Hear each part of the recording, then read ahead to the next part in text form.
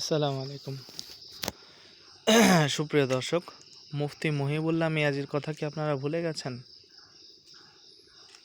এই তো কিছুদিন আগে দেশে সাড়া জাগানো ঘটনা ঘটলো, তাকে অপহরণ করা হলো, অবশেষে তাকে পাওয়া গেল পঞ্চগড়ে। এরপরে আবার সে একইভাবে বাংলাদেশের অন্যান্য ঘটনার মতো ধামাচাপা পড়ে গেল।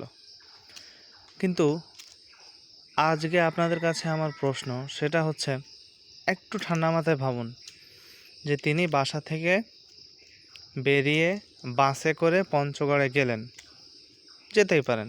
তাকে অপহরণ করা হলেও তিনি পঞ্চগড়ে যেতে পারেন, আবার তার মতিভ্রম হয়ে স্বেচ্ছায় গেলেও তিনি যেতে পারেন। সেটা মুখ্য আলোচনার বিষয় নয়। বিষয়টা হচ্ছে তিনি যদি অপহরণ না হয়ে থাকেন, তিনি যদি নিজে নিজে পঞ্চগড়ে পৌঁছে থাকেন, পৌঁছাতেই পারেন। মতিভ্রম হয়ে একটা মানুষ পৌঁছাতেই পারে। এমনকি যদি ধরেও নিই যে তার মতিভ্রম এতটাই হয়েছিল যে তিনি উলঙ্গ অবস্থায় ছিলেন, এটাও ধরে নেওয়া যায়। কিন্তু সমস্যা হচ্ছে যে একটা মানুষ যতই মতিভ্রম হোক, সে কি নিজে নিজেকে শিকল দিয়ে গাছের সাথে বেঁধে রাখবে? আপনারা প্রতিবেদনগুলোই দেখেছেন যে তাকে পঞ্চগড়ে শিকল দিয়ে গাছের সাথে উলঙ্গ অবস্থায় বাঁধা অবস্থায় পাওয়া গেছে।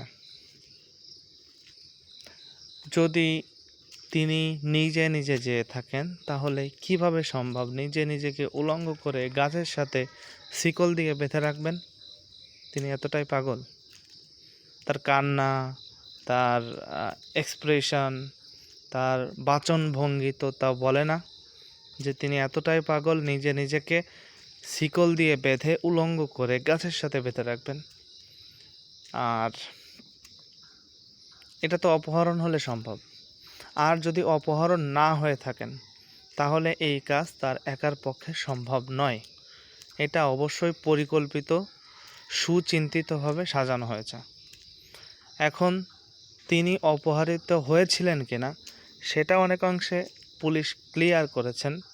আমাদের বাংলাদেশ পুলিশ, ডিএমপি কি বলে এটারে, গাজীপুর মেট্রোপলিটন পুলিশ।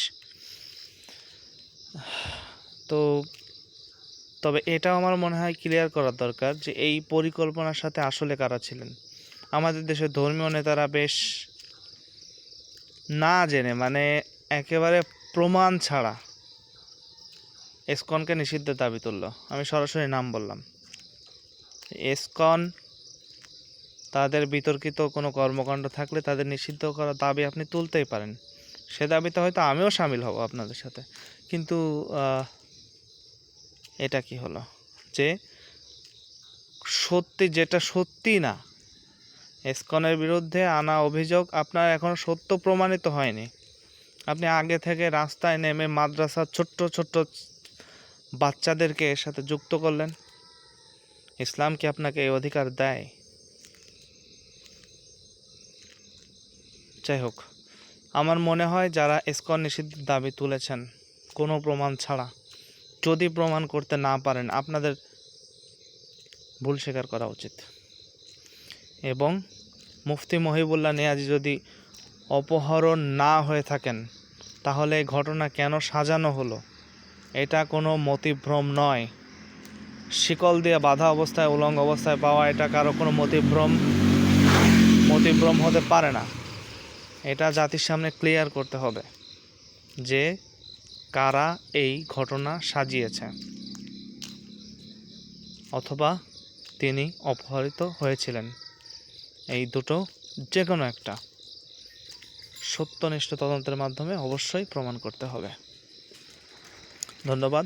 সাথে থাকবেন, পাশে থাকবেন, লাইক কমেন্ট করে ছড়িয়ে দিতে সাহায্য করবেন।